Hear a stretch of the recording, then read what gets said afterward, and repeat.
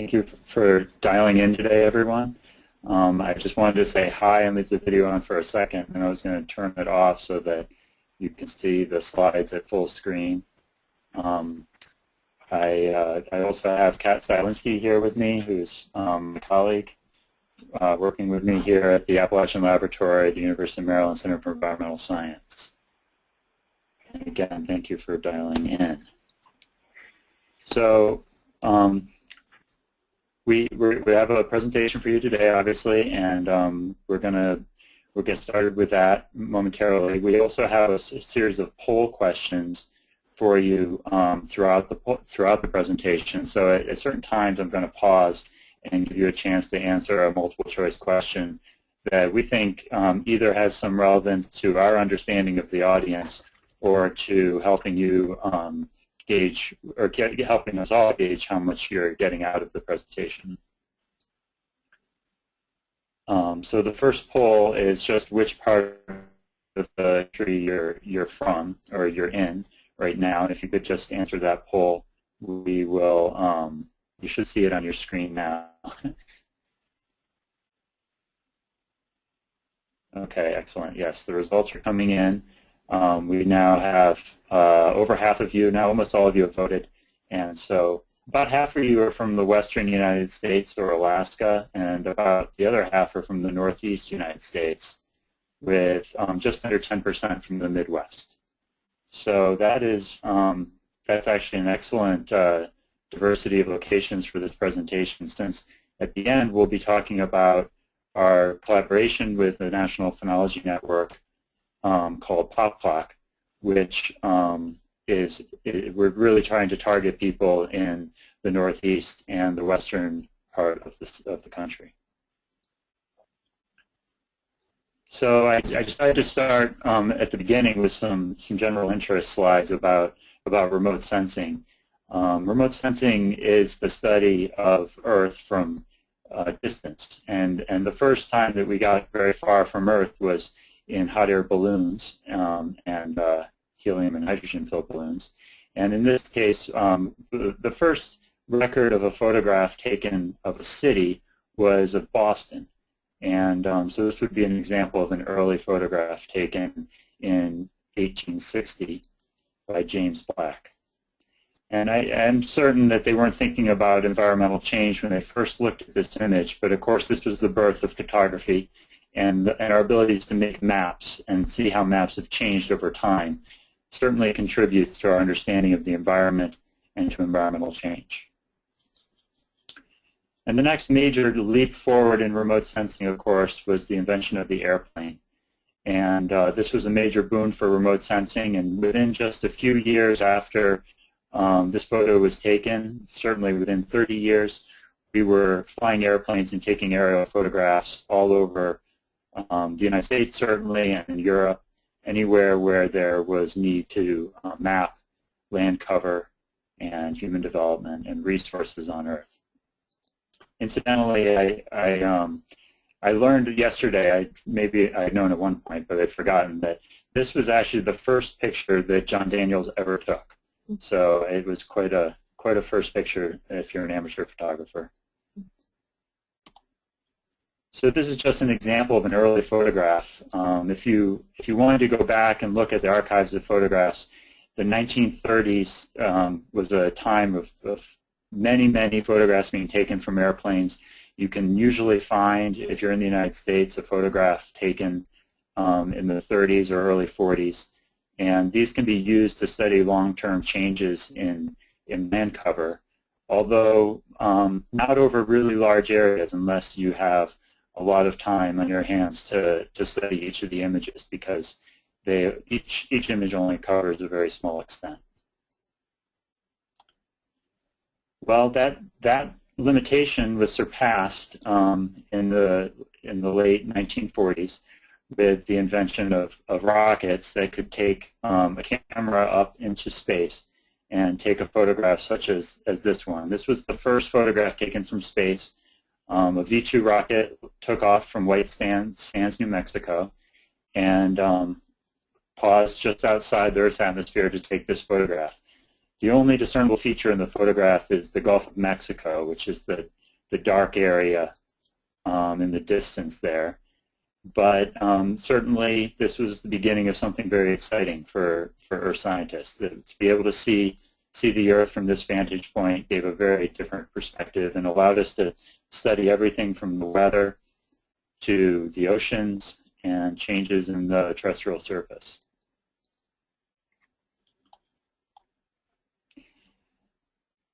In 1972, NASA launched, in some ways, the first very useful satellite for Earth observation, although there were certainly satellites before this. I begin the discussion here because we still use data from this satellite. The Landsat series of satellites produced data such as what you're looking at here from 1972 to the present.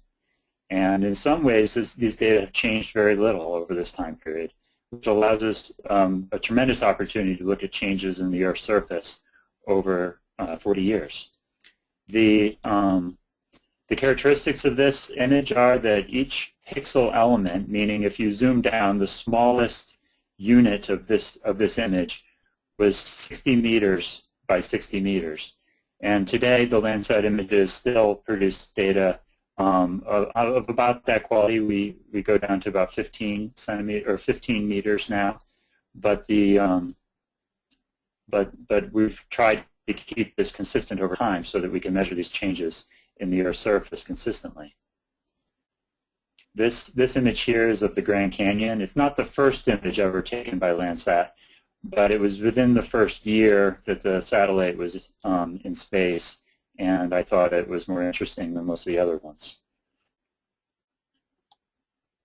So the Landsat series of sensors began, like I said, in 1972 and continues to today.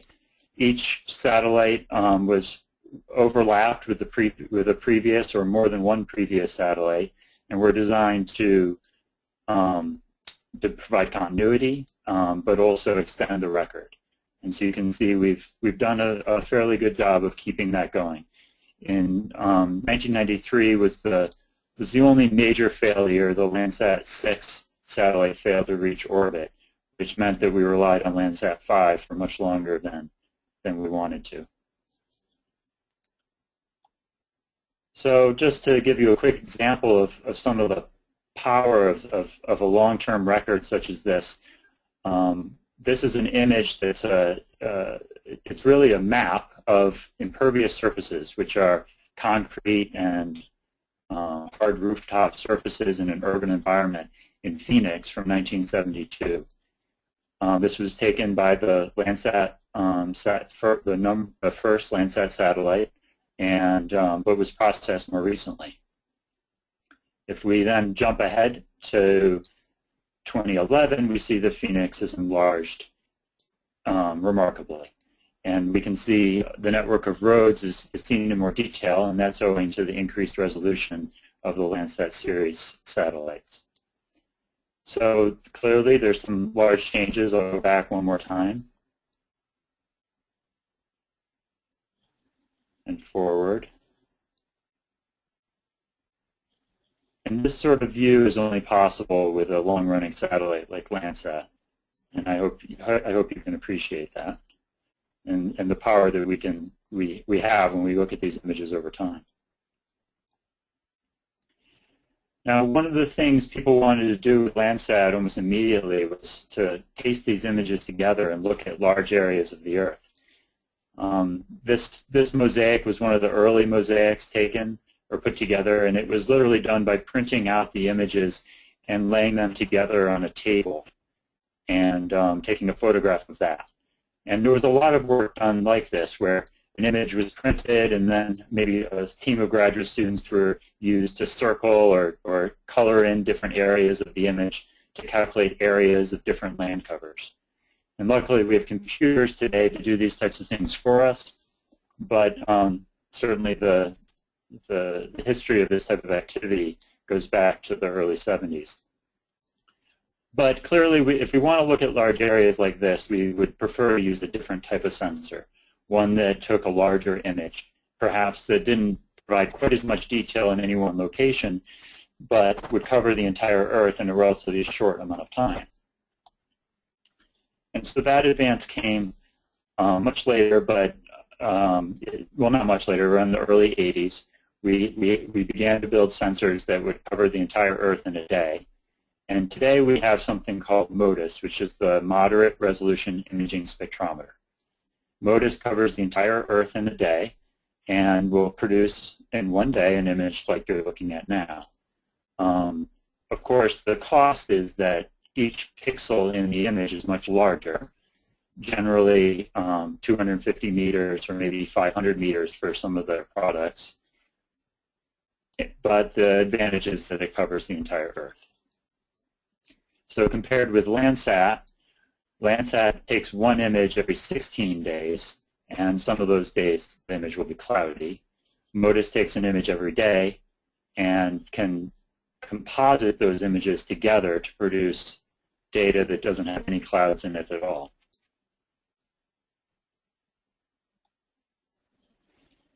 So now here's the first place where we can start thinking about a time series that would show us what the phenology of the land surface might look like. Taking Landsat data, we can calculate how green the surface is for some place on the Earth. That greenness is represented on the y-axis of this plot. And on the x-axis, we have the year for a 3-year window. We can see that each spring, obviously, the Earth's surface gets green, and MODIS detects that. And then throughout the summer, there's variable stability in the greenness. And then the greenness disappears in the autumn as the leaves senesce and fall off of the trees. Note that there's this recurring pattern does have some differences from year to year, and those differences might be due to the climate or the weather in that particular year. Also note that on the y-axis, I'm not talking about anything having to do spatially with the image. I'm just talking about the intensity of greenness in one location on that image. This has nothing to do with the area of greenness. It has to do with how green one pixel, one specific location in the image is over time.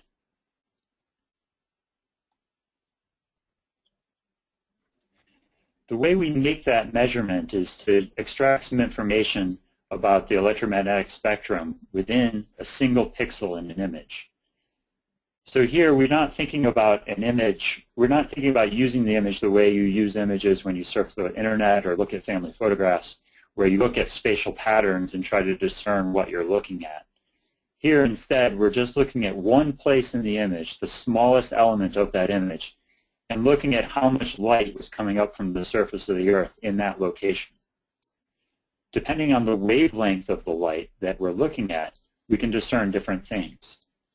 Wavelength is another name for the color of the light. If we look at the view graph that you're looking at here, at the bottom we see that there's a small section right here where you see the colors of the rainbow. This is the visible portion of the electromagnetic spectrum, and this is the portion that most of the satellite sensors that I'm talking about today are sensitive. So they can make an image of the Earth that looks like it would look like to you if you were in space looking down. But they're also sensitive to the infrared, which is a slightly longer wavelength just outside of human vision. This area, these two areas, the visible and the infrared, are useful because light in these wavelengths can penetrate the atmosphere. So we can actually see the Earth from space. If we go to longer wavelengths here in the microwave, or shorter wavelengths in the ultraviolet or X-ray range, light doesn't even pass through the atmosphere, so we cannot do any remote sensing at all. So how do different things look in these different wavelengths of light? Well, these are what we call spectra.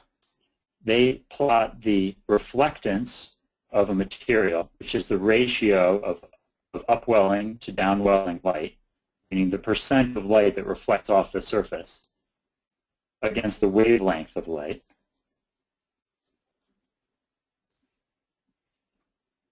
As we can see, well, first of all, visible light is just in this portion right here. So this little hump right here at the bottom is green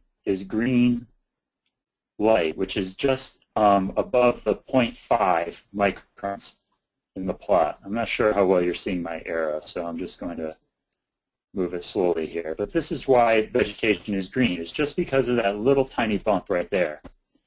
But in fact, just outside of human vision, we have the infrared, and green vegetation is much more reflective than the infrared. And as an example, I've shown you here an infrared photograph taken of a tree. Because we can't see in the infrared, we show you how bright the tree is in the infrared using the color red. So that's why the image is so bright red, is because that tree is healthy green leaves, but those leaves are reflecting infrared light so strongly that they are nearly saturating in the infrared, and that's why the tree looks the way it does. So we use this strong contrast between the strong reflectance of vegetation in the infrared and the weaker reflectance of vegetation in the visible to map vegetation across the Earth. So if we take an example from MODIS for the eastern United States, we see that we have a visible, oh, it's pausing for some reason and you're not seeing what I'm seeing. There. You see we have a visible image on the left and an infrared image on the right. In the visible image, you see a sort of a darkish hue of green in areas that have green vegetation, and then you see white where there's snow and clouds. When we look in the infrared, you see that we have bright green all over the southeastern United States, and that's because of the abundance of green vegetation in these areas that is reflecting infrared light. We also can see that clouds and snow have very different reflectances in the infrared, and so we can see where the light in the visible light image is actually snow and where it is clouds in the infrared image.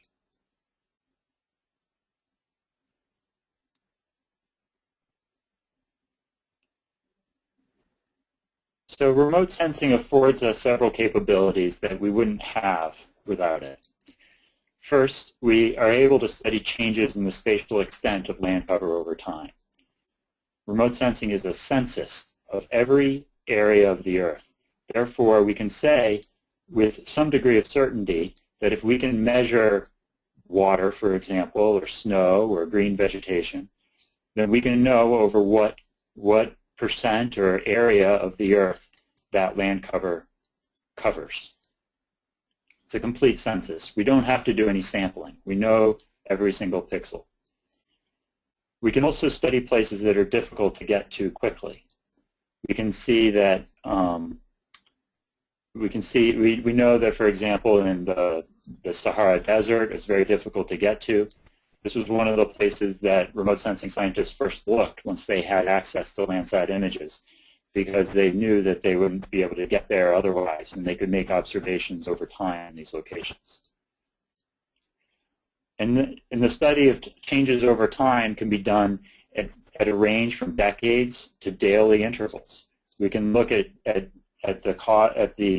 effects of extreme events such as hurricanes or forest fires, and we can also look at changes over decades such as urban development or sea level rise or climate change. But all of these observations require some understanding of what you're seeing in the image, particularly if you're just going to use a single pixel from an image to make an observation. And that understanding comes to us through comparing images with on-the-ground observations.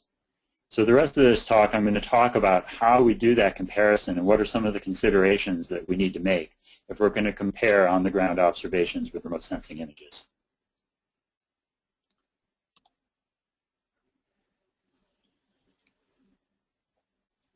So back on Earth, scientists are wondering what made plants grow and why they were so big. And this is actually a lead-in to a whole other segment of the talk that we can compare and see how satellite images add some information to this question. But before we start, let's take a poll to see what your answers are to this question.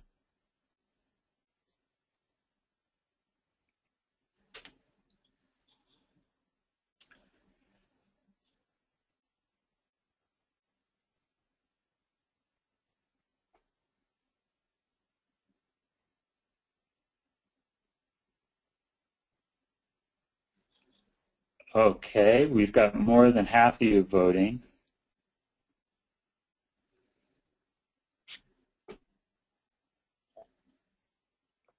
Okay, well, let's start there. So we have 13% for soil. Air is 33%, water is 33%, and somewhere else is 20%. Wow, that is a very large distribution of answers. That's awesome.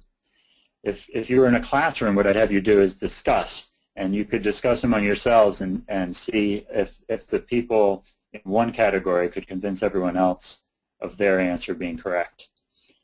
Well, in the 1630s, Jan Baptist von Helmont did a very interesting experiment, and I happen to think it's interesting enough that I made my son do it for his science fair project. He grew, in his example, he grew a willow tree, but you can grow any plant.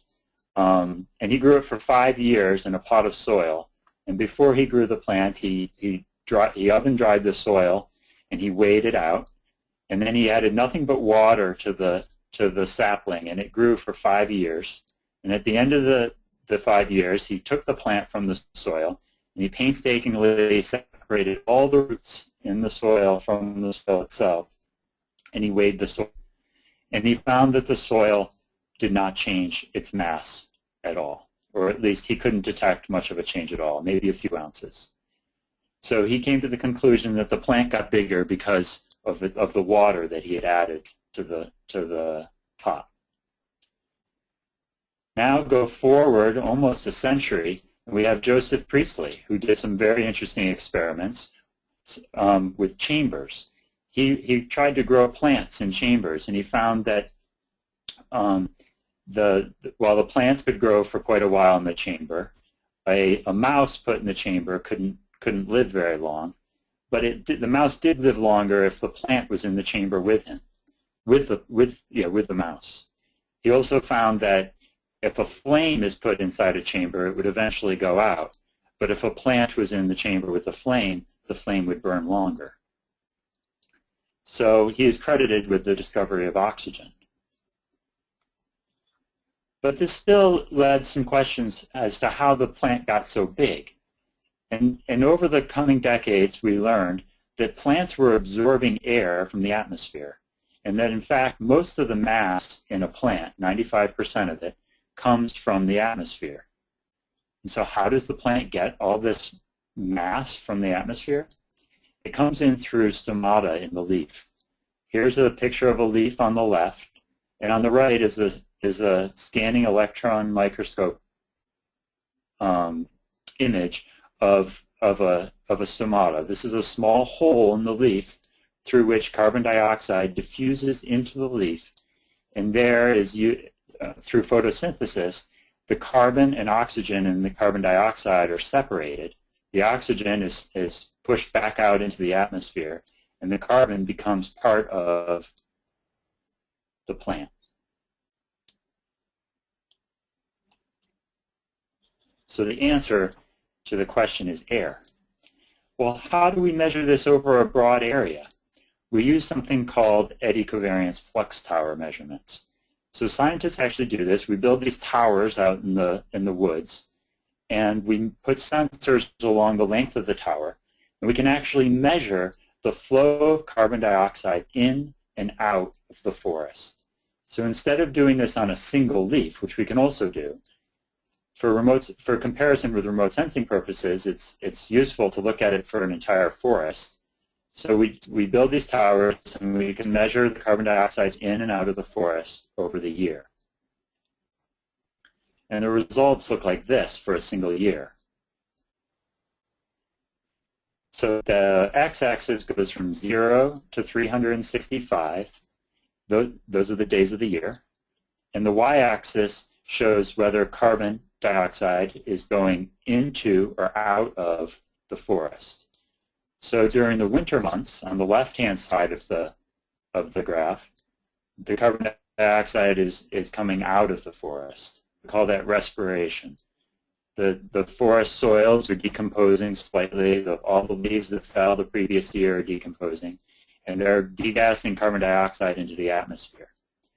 But then right just before day 150, say around 130 maybe by looking at the plot, right here, the plants begin to put out green leaves and start performing photosynthesis. And so now the tree is breathing in, the forests are breathing in, and so carbon dioxide begins to accumulate in the forest. And this continues throughout the summer until senescence in the autumn, when again the forest becomes a net source of carbon dioxide as it begins to exhale. So we can think of this as the forest taking one large breath each growing season. And the timing of that breath in the spring and the autumn is related to all the cues of spring that we are interested in, and therefore might have something to do with how fast the tree grows. Okay, so now we're going to watch a little video of this happening at a global scale. We can see that as the northern hemisphere greens, the carbon dioxide in the atmosphere decreases. This is because the Earth is all the Earth's ecosystems are taking in carbon dioxide, they're inhaling, and then as senescence occurs in the northern hemisphere, the CO2 in the atmosphere decreases. And this is because the forests are respirating back out all the CO2, or not all of it, but a portion of the CO2 that they took in the previous year. The reason the graph goes up and down, therefore, is because there are more trees in the northern hemisphere than there are in the southern hemisphere, more biomass, more ecosystems performing photosynthesis. So depending on whether the northern hemisphere is in summer or not, it determines whether that graph is going down or up. But now we have a poll question for you about the graph.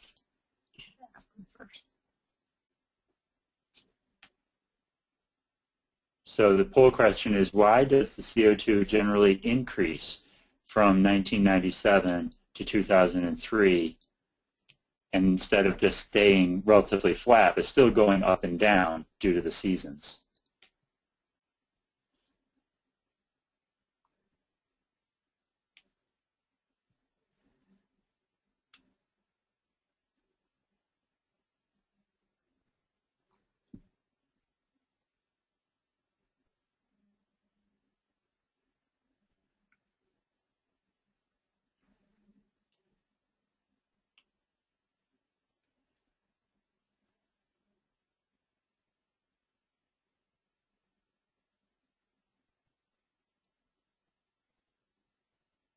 Okay, so most of you have voted now, and most of you got the correct answer, which is because we're burning fossil fuels.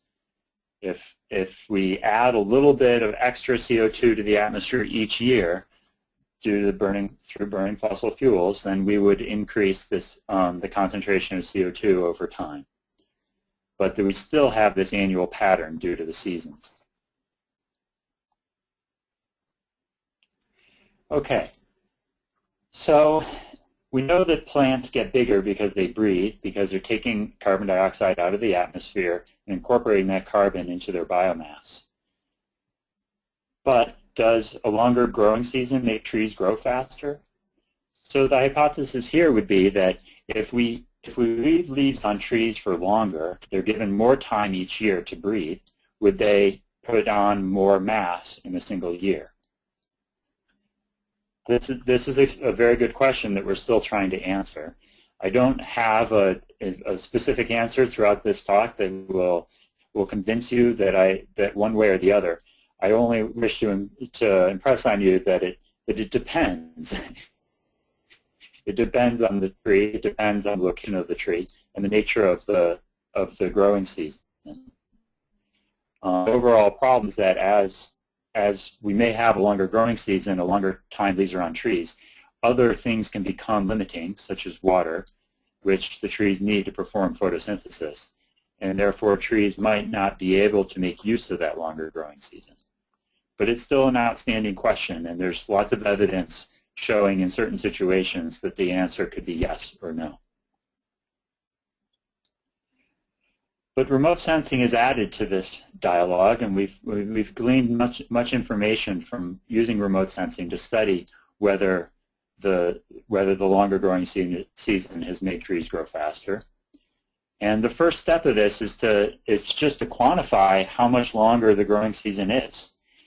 So this plot comes from a recent work using remote sensing data to study how long the growing season is, how long leaves have been on trees over the last 3 decades.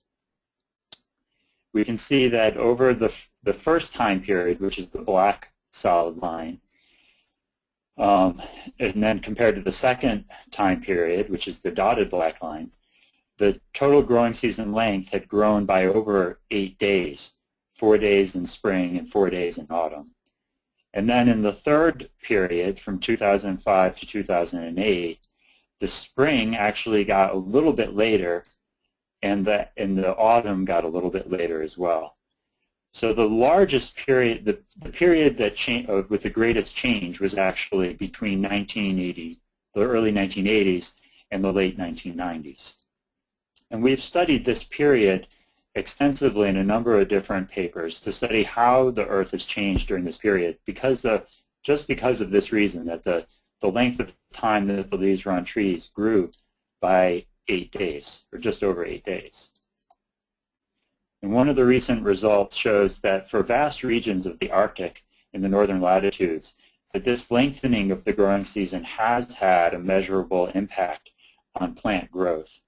Here we can see plant growth increases in units of percent change over a decade, percent change per decade.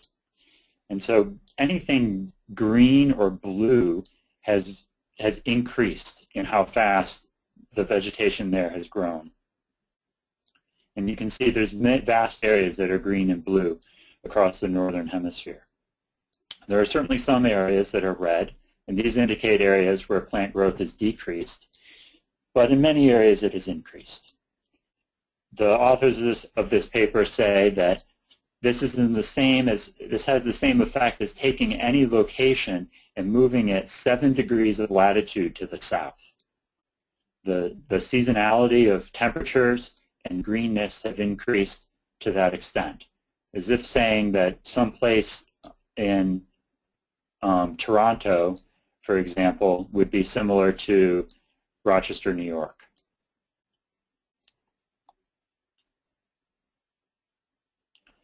So now I'm going to step you through a series of observations that we can make with using different types of remote sensing that scale from really small scale observations to really broad scale observations. And I'm going to try to show how well they cooperate, or how well they compare with ground-based observations. The first technique is to use essentially a ground-based remote sensing, which is a web-based camera which is mounted on a pole and set to take pictures multiple times a day, maybe every hour, of a forested canopy. And the best example of this work is the Phenocam network, which is shown in the map on the right, and just one example on the left. Phenocam is organized and directed by Andrew Richardson at Harvard University. And you can see that his network is quite extensive, and in fact I think it's even more extensive than that map is today. But these images are used mostly in forested canopies, but in some cases in grasslands and alpine settings, all sorts of different ecosystems around the United States. The type of data we get from these Phenocam images looks very much like a remote sensing image that I showed you earlier. If we take one place in this Phenocam image, just imagine one little cluster of leaves or one tree in this image here on the bottom right, and we plot how green that location in the image is over time, we can see a phenological signal that looks very much like what we would see from a satellite. The vertical bars are observations made by an observer on the ground. BB stands for bud burst. 75 stands for 50% of leaves or 75% of final length. And LC stands for 50% leaf color. Where there are multiple lines, that means multiple observers made the same observation. So the take-home messages of this graph are that the on-the-ground observers are able to predict or to be able to observe the same thing as the camera, or you could say the camera sees the same thing as the observer, but there is variability. If I gave you this graph, you might find it hard-pressed to pick the exact point on the graph where leaves, 50% of leaves are 75% of final length. But in fact, you would be able to pick this one place where there's the highest greenness each year, and you might think that that would have some significance. And in fact, that does have the significance of being highly correlated with this 75 leaf length observation. Also note that the two observers observing bud burst did not observe the exact same date. There's, I'm not sure exactly what the spacing is on that, but it might be significant that they chose two dates that seem to bracket the very beginning of the increase of greenness in the Phenocam observation.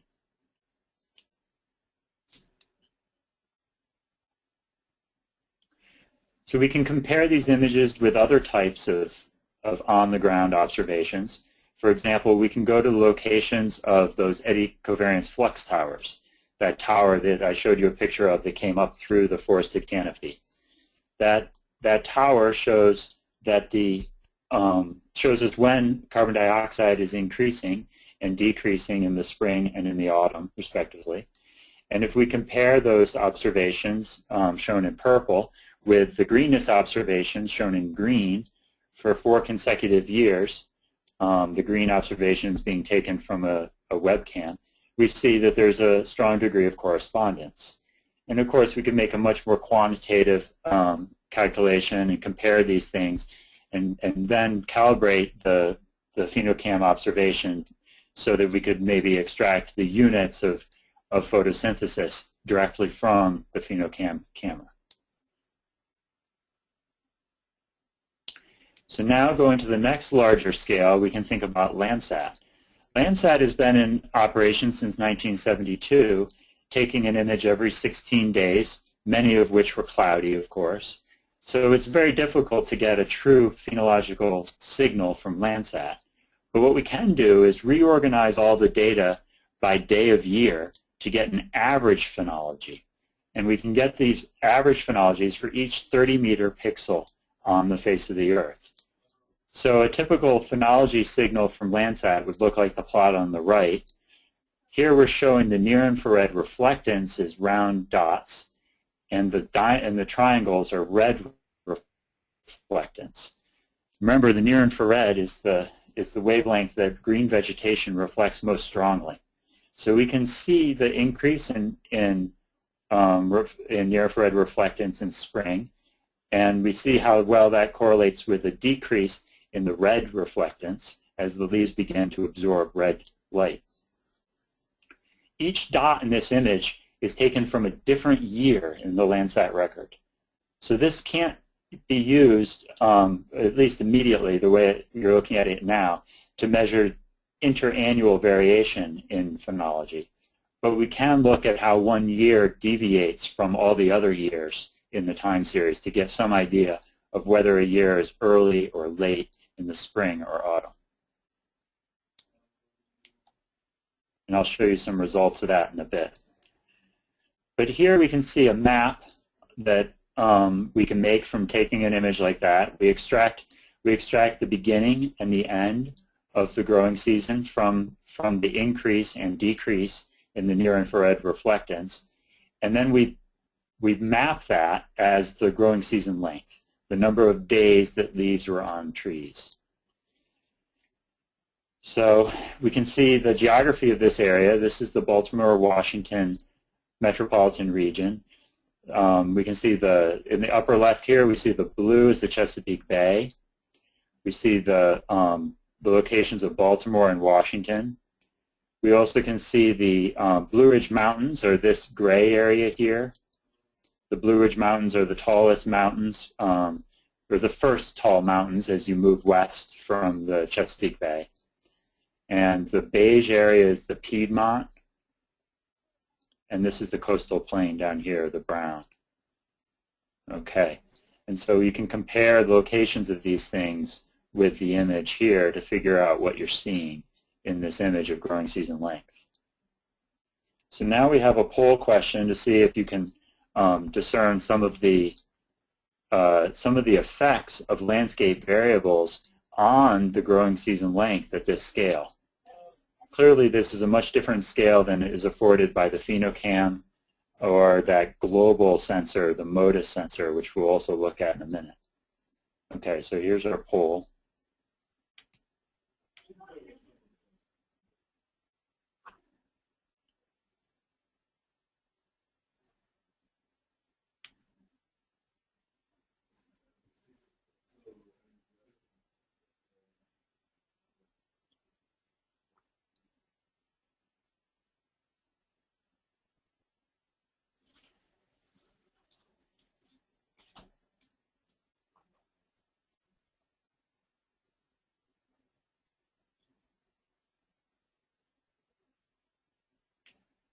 Okay. So, yep, this was a tough question, and especially since for people who don't know the area. So let's talk about it for a minute. But most people got elevation, which is certainly correct. Distance to cities, which nobody answered, but in fact I can point out some of those effects as well. Distance to water, and all of the above. And the full answer is all of the above, because we can point out each of these impacts in the image. Starting with, I guess, starting with elevation, because most people noticed that one. Certainly the Blue Ridge Mountains here, the highest elevation area, and they have this blue color to them, which is related to the shortest growing season length. So in these areas here, the trees are at higher elevations, it's a cooler climate, and the leaves stay on trees for a shorter length of time. If we look at distance to water, it's a little bit hard to see, but along here we see that along the Potomac River estuary, there's a ring of red that indicates a longer growing season, and we see it in a few other places over here as well along the edge of the Chesapeake Bay.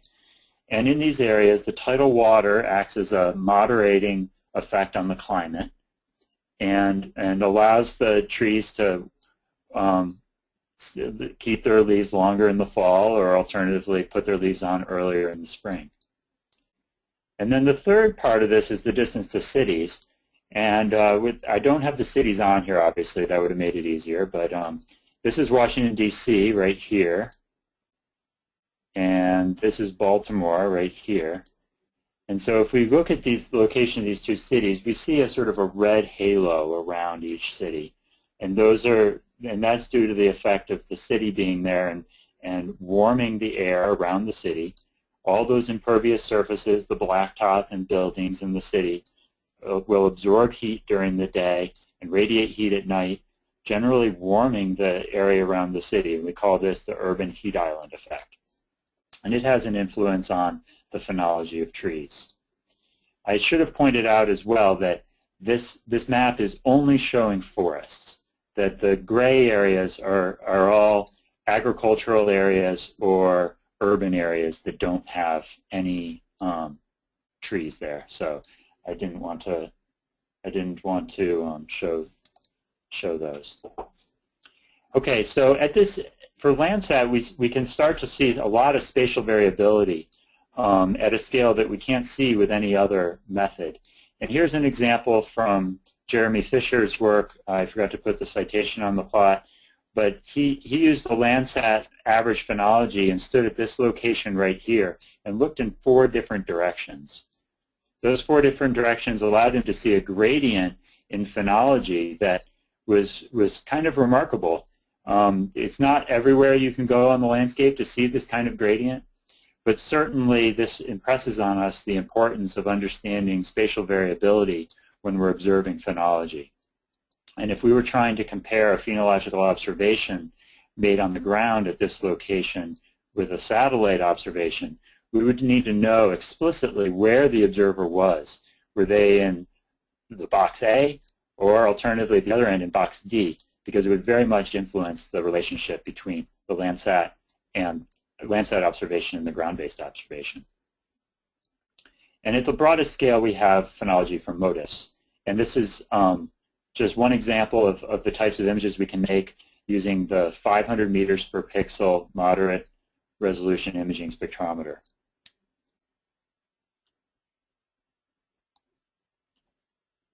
Okay, so now I'm going to give you a taste of what the different resolutions mean all at once. Here's an air photograph of a hillside in fall.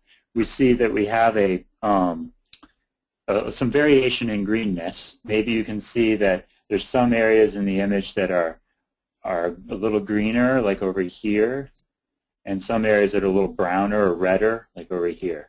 Okay, that's because there's a ridge line running up the middle of this air photograph, which is the Blue Ridge Mountains. And if we look at the Landsat phenology for this area, we see that is reflected well. We see the longer growing season in blue along the middle of the ridge, and the shorter growing season on either side of the ridge in green and yellow. We also see an agricultural field here in orange, which has a very different phenology from any of the forests. And then if we look at MODIS, we have very big pixels, which are obviously very cumbersome if you wanted to compare a single location between that maybe an observer made in the forest and the data. One of the comparisons we can do is compare Landsat spring phenology with observations of the mean 25% leaf length made in the field, and we see that we have fairly good correlations made at that scale. As we increase the scale to MODIS, those correlations decrease quickly, and it's very difficult to compare a MODIS phenology with, for example, in this case, an NPN observation, largely because those observers may not be in dense forest. Okay, so in conclusion, we found that it's very important to have very accurate geospatial information of where in the remote sensing image an observer is. The best way to get this is using a GPS. We need to be cognizant of the spatial variability. If we don't know the position by 1 pixel, we might get a very different remote sensing phenology observation than we would if we were in the correct pixel, meaning the pixel that the observer is in. We know that temporal accuracy is important. If green leaves are observed on the ground, how long were they there? It's very important to be there the first day that green leaves are observed. And then site diversity is important. If we only observe one species at a location, how does that compare, and if that's a rare species, how does that compare against the remote sensing pixel that is averaging so many different species in 1 pixel?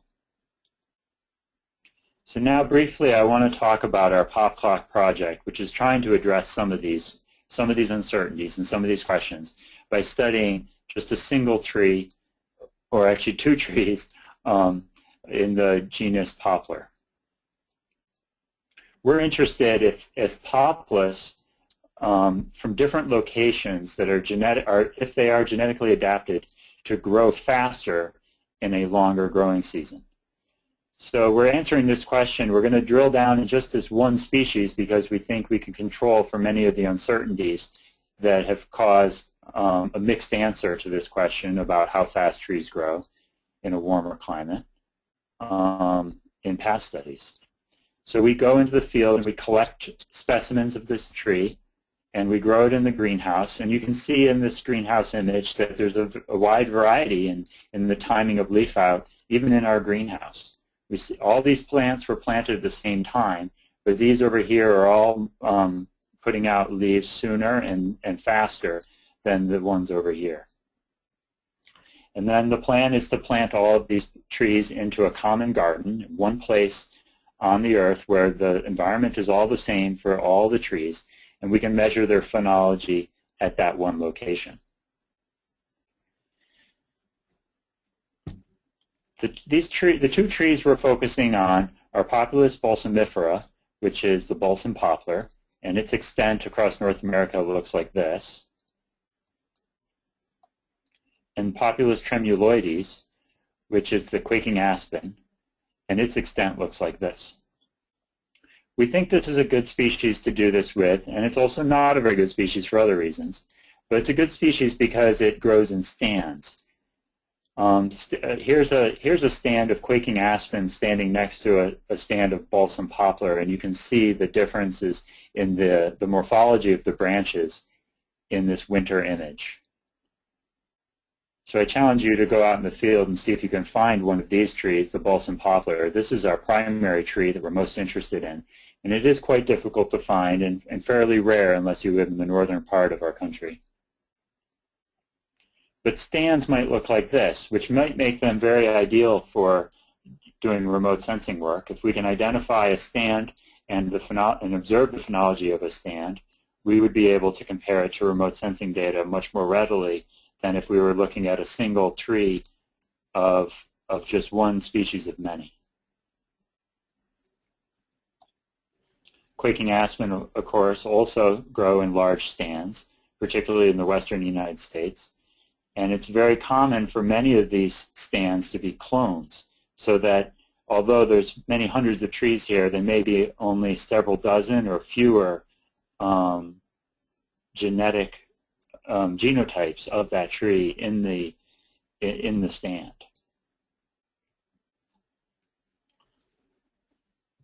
You can identify these trees quite readily even before leaf out by looking at the buds. The buds on a balsam poplar are very large compared to the aspen, and they also have a sticky substance, the balm of Gilead, on them. If you squeeze the bud, it leaves a sticky residue on your fingers, and it has a very potent smell. Okay, well, thank you for listening. That concludes my portion of this. We can also, I can turn now over to Teresa, and she can talk about Nature's Notebook a little bit. And how to enter information into for the PopClock program. Sure, I'm happy to do that. Thank you so much, Andrew. What I'm going to do real quick is take the control back from you so that I can show my screen. And Kat, I know you have a poll question in there where you asked how many people have entered data into Nature's Notebook, and I would love to actually launch that. So that launched. Okay, wonderful. The poll is in progress. Okay, thank you. Let's see. Let's see.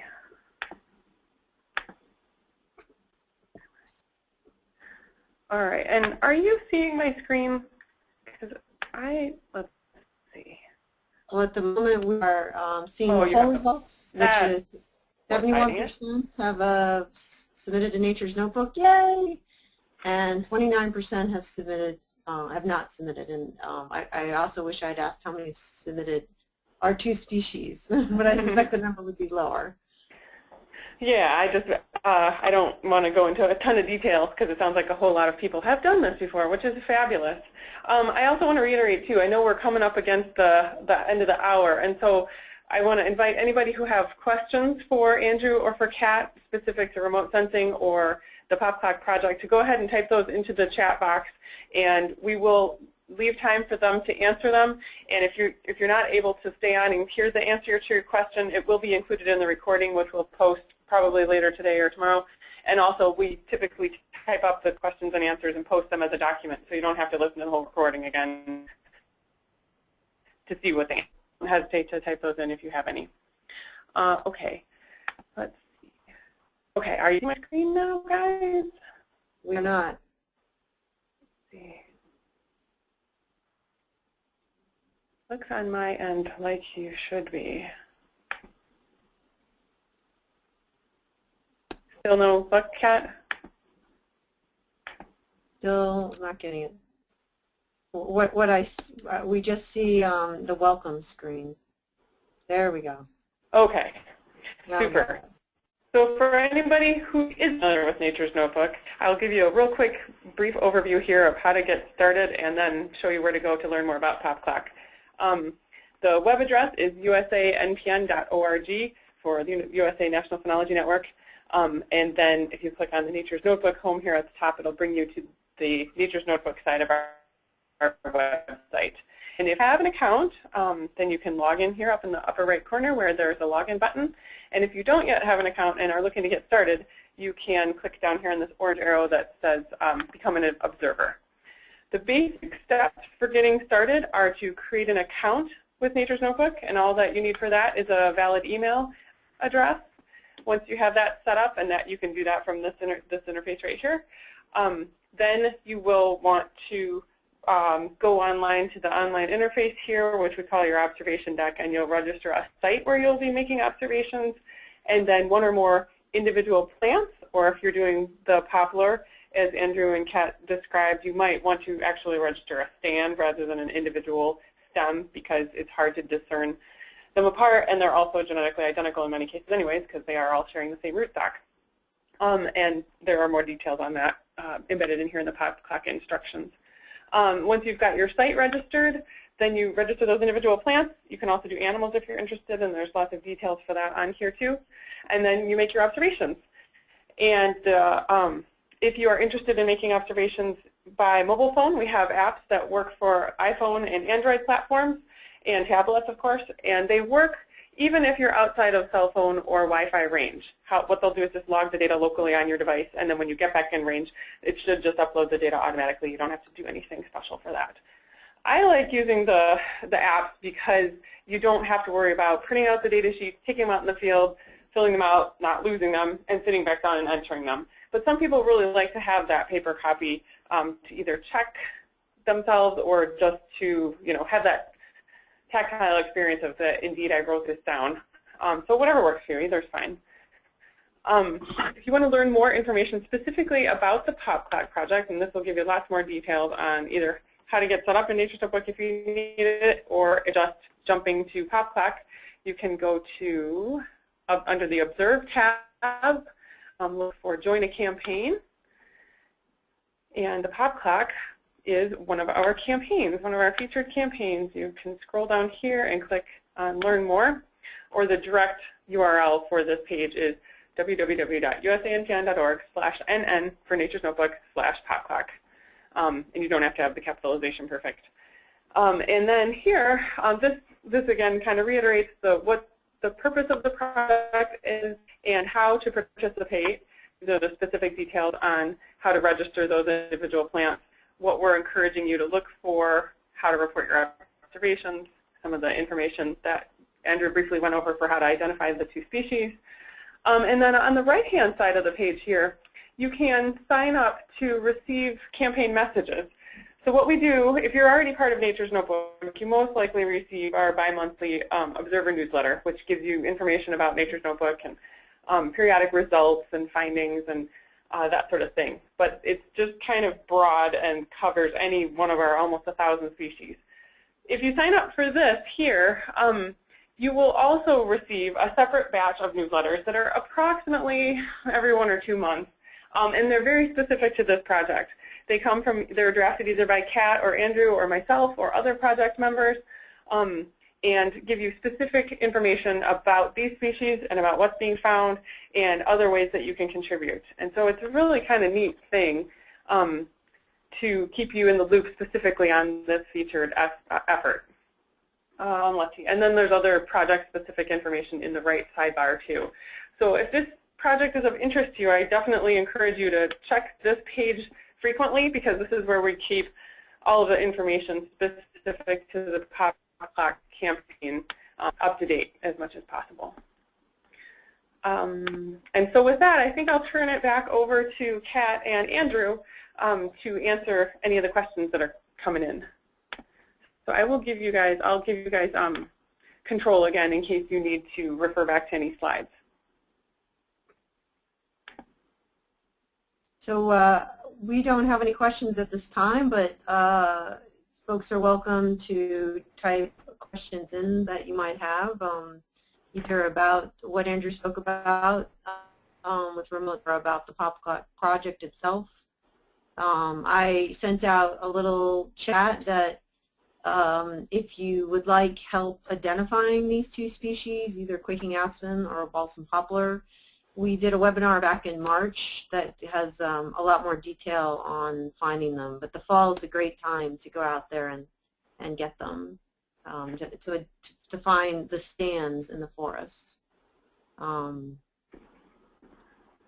at this time, I don't see any questions coming in. You can type your questions in the chat. So, and I think folks were able to do that earlier. And that's great. If there's no questions, that means that you did a fabulous job covering the information. At any point, though, if anybody has any follow-up questions, you're welcome to send them to either me or to Andrew or Kat. I believe our emails are on that PopClock page that I showed previously as well. Okay. Yes, so we'd be happy to answer any questions with the project. So please don't hesitate. We had one person say, thank you, Janet, that it's a very interesting project. Although Janet also asked if Maryland was now considered part of the Northeast. And we had the group for the poll. But anyway, well, thank you all for joining us. And a special thank to Andrew, who's one of the scientists on the project, for taking time to put this together. And I'm sure you all are clapping your hands together right now. We can hear your virtual clapping. So thanks for joining us. Thanks, everyone. Thank you, Andrew.